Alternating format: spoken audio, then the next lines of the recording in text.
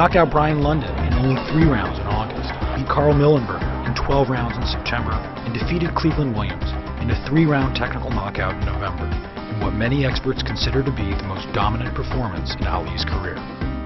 4 months later, in an interview with Howard Cosell on ABC Sports, Ali almost came to blows with Ernie Terrell. That's what you are, Uncle Tom. Why are you going to call me Uncle Tom? What you gonna? You heard me. Ernie Terrell somehow got boxed into, standing up for the establishment.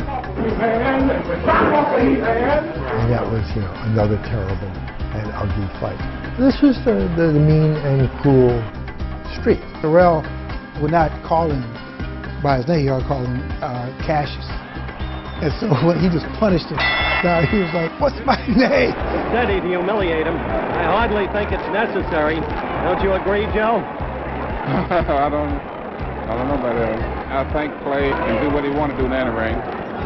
Finally, in March 1967, Ali defeated Zora Foley.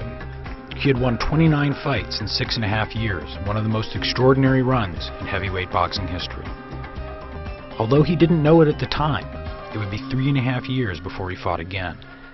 When Ali refused induction into the armed forces, the State Boxing Commission suspended him and stripped him of his title. The country was pulling apart, and he's caught right in the middle of it. It's wave after wave of TV reporter, radio reporter. They all came in. In a few minutes you're going to be, in the front lines.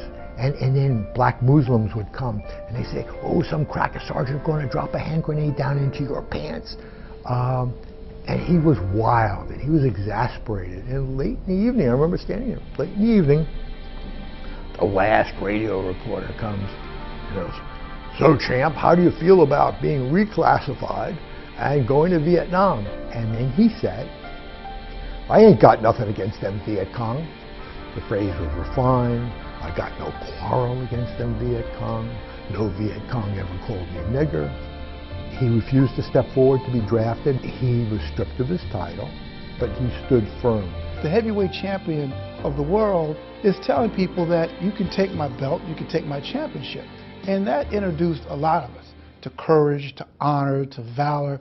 It's not just about running fast, jumping high, but what do you stand for? What are your morals? What are your principles? What stand will you take? What are you willing to risk? So for the next 3.5 years, he couldn't fight, and he had to make a living mostly by speaking engagements on college campuses. And in the beginning, he was terrible. First of all, I would like to thank the student governing body for inviting me here. In the course of that, in the Q&As after, as they asked him political questions, he would begin to understand the main threads of American life. You my opposer when I want justice. You my opposer when I want equality. You won't even stand up for me in America for my religious beliefs, and you want me to go somewhere and fight, but you won't even stand up for me here at home. And by the end of those 3.5 years, he became a principled man. And that really became his importance in America. My conscience won't let me go shoot some poor hungry people in the mud for big powerful America and shoot them for what? They never called me nigger. They never lynched me. They never put no dogs on me. They never robbed me of my nationality. Shoot them for what? How am I going to shoot them? Them little poor little black people, little babies and children and women. How can I shoot them poor people? Just take me to jail. Ali won his appeal in 1970 when a federal court upheld his bid for a state license. He quickly got back to work, beating Jerry Corey and Oscar Bonavino. His chance to reclaim his titles came in March 1971 against his old friend Joe Frazier. It was dubbed the fight of the century. Today, now, 40 years later, a lot of people, because of their love of Ali, think Ali probably won that fight. Joe Frazier beat him up. And I can remember him saying, "When a man gets me going, that's a real punch. And when he knocks me down, that's a real punch." And Joe Frazier had knocked him down. And in a way, I'm part of that knockdown. If you look past Ali, you'll see 3 gentlemen from the New York Times: Arthur Daly, Bob Lipsyte, and myself. And the way you can find me is I had a a pen in my mouth. And in the photo, it looks like a mustache. But trust me, it was a pen. It was Ali's first professional loss.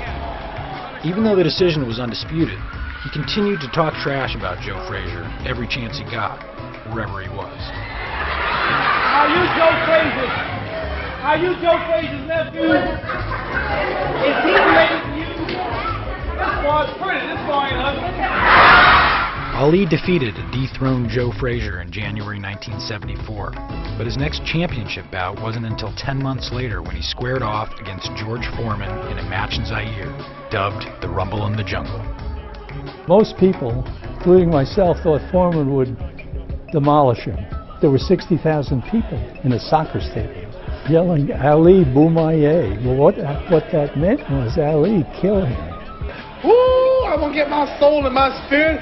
100,000 African brothers hollering Ali Boumaye, and Ali had told them that Foreman was a Belgian. He wasn't, of course. But when they told him that, they wanted to believe it, and Foreman was the enemy. That fight was just masterful. He just blew Foreman's mind. You know, he completely, as much as one competitor could completely turn someone inside out, Ali had completely turned Foreman inside out. He'd back off into the ropes and let Foreman pummel him.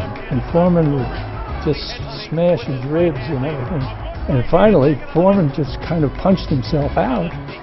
And Ali threw a right hand in the 8th round. I looked up and Foreman spun and went down and just had no energy to get up. 3 years after he had lost the Frazier. And now suddenly everybody loved him. That's sports. That's the way it works sometimes. This is the most joyous scene ever seen in the history of boxing. Only a few months later, he found himself abroad again, this time in Malaysia, to defend his title against Joe Bugner. They had never had a heavyweight title fight in Kuala Lumpur, and they were making a big thing out of everything, including the selection of the gloves. They brought them in on a pillow. Each fighter tried on his gloves and everything. And then after all the selection, they put them back in the boxes, and then they sealed it. They sealed the boxes with wax from a candle, and they literally were going to put them in a safe inside a jail cell and padlock the cell so nobody could tamper with the gloves. And Ali said, "The gloves are going to jail. The gloves are going to jail. The gloves ain't done nothing yet." Muhammad Ali was fun to be around. He was an entertainer. He was a pleaser. I remember once he had done an exhibition in Florida on a field, on a makeshift ring, and his dressing room was a recreational vehicle. And after his exhibition, he went back to the recreational vehicle and shooed everybody out, looked around the crowd, picked out 3 cute young women, brought them in, sent 2 of them out, door closed, and the rec vehicle began to shake back and forth. The trainer, the PR guy, his masseuse, everybody said, "This is off the record. Don't ever write about it, because you'll never talk to him again." But I figured, you know, there were hundreds of people in this field standing around who had seen this. It was a public event. How could you not write about it? So that's how I ended the New York Times Magazine piece.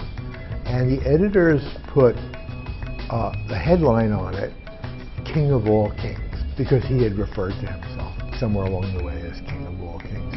So now it's 6 months later, and they send me down to the movie set of The Greatest, his faux autobiography. The moment I got there, I heard, "Bob!" And he came running over, and he grabbed me and said, "King of all kings, you got that right." He did have this grandiosity about him, and he was a narcissist.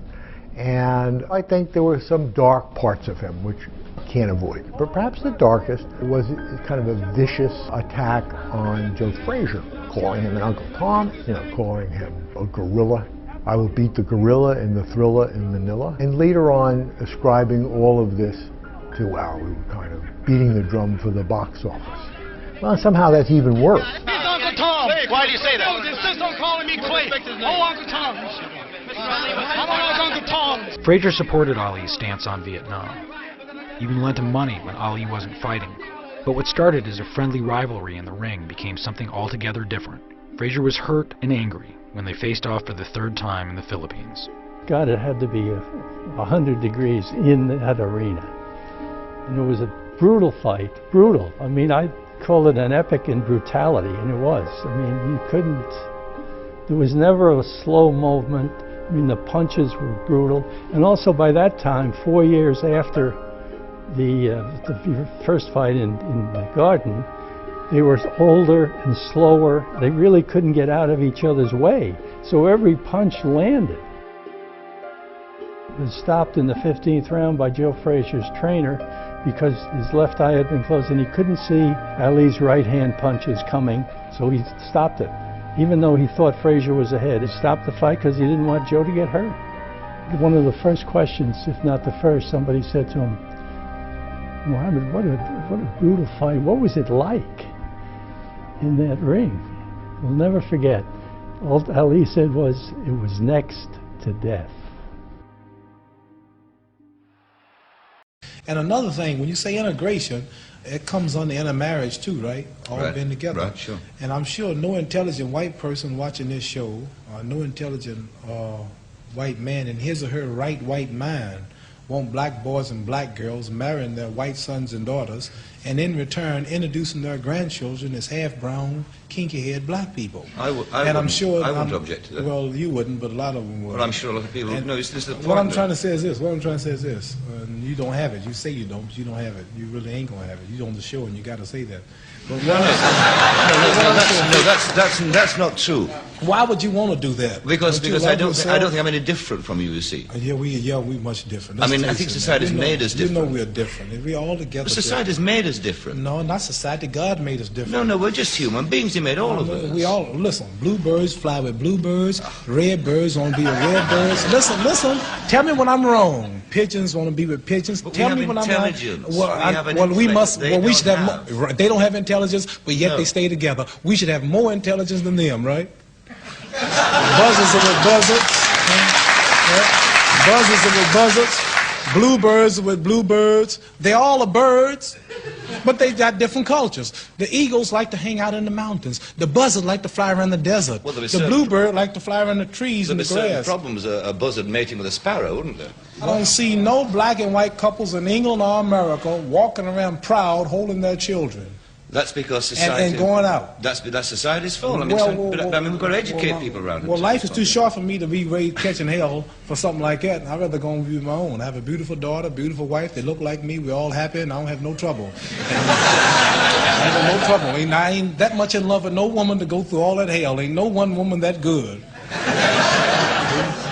You understand? I understand, yeah. I do understand. I understand. But I think it's sad that it ain't sad because I want my child to look like me. Every intelligent person wants his child to look like him. I'm sad because I want to blot out my race and lose my beautiful identity. Chinese love Chinese. They love the little slanted-eyed, pretty brown-skinned babies. Pakistanis love their culture. Jewish people love their culture. Who want to spot up yourself and kill your race? You're a hater of your people if you don't want to stay who you are. You shame what God made you. God didn't make no mistake when he made us all like we were. I think that's a philosophy of despair. Despair? I really do. It ain't no despair. Number one, can't no woman... Let me tell you something. I want to tell you. Listen, no woman on this whole earth, not even a black woman in Muslim countries, can please me and cook for me and socialize and talk to me like my American black woman. No woman, and last is a white woman, can really identify with me and my feelings and the way I act and the way I talk. And you can't take no Chinese